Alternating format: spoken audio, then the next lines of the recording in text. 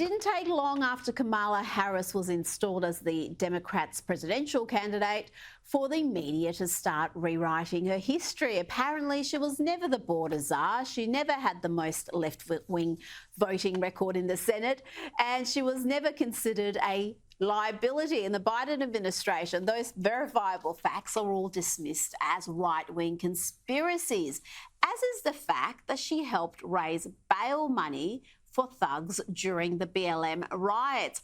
Look at this headline claiming Trump falsely accuses Harris of donating to Minnesota Freedom Fund, bailing out dangerous criminals. Not only did Kamala do just that, her tweet is still up. Chip in now to the Minnesota Freedom Fund to help post bail for those protesting on the ground in Minnesota. She posted that at the height of the BLM riots, and guess what?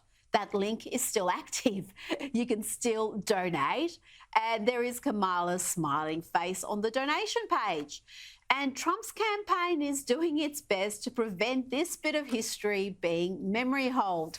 This is among their most devastating ads.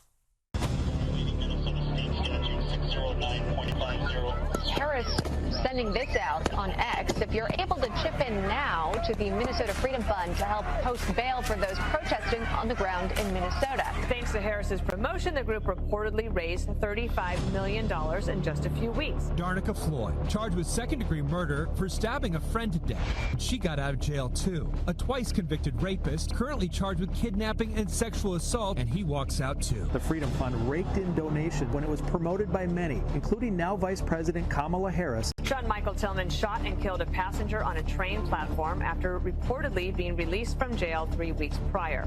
All thanks to the Minnesota Freedom Fund. Donovan Boone was charged with breaking into the home of an ex-girlfriend and choking her. Freedom Fund bailed him out for $3,000 cash, and he hasn't shown up for court since. I often don't even look at a charge specifics when I bail someone out. The Hennepin County attorney called out the Minnesota Freedom Fund for bailing Mosley out of jail twice previously, even though he was arrested for having a gun in the courthouse. The Minnesota Freedom Fund, which pays cash bail for low-income criminals, paid Tims's entire $10,000 bail in cash. 11 days later, police found a man bleeding from the head and ears in this alley. Police were able to arrest Tims in connection to this violent assault. Howard was arrested and charged with second-degree murder. The Minnesota Freedom Fund acknowledged supporting Howard's bail.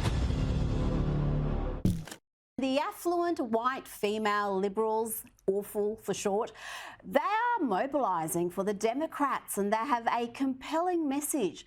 I mean, who wouldn't be swayed by this? This is a message for every single person who looks like me.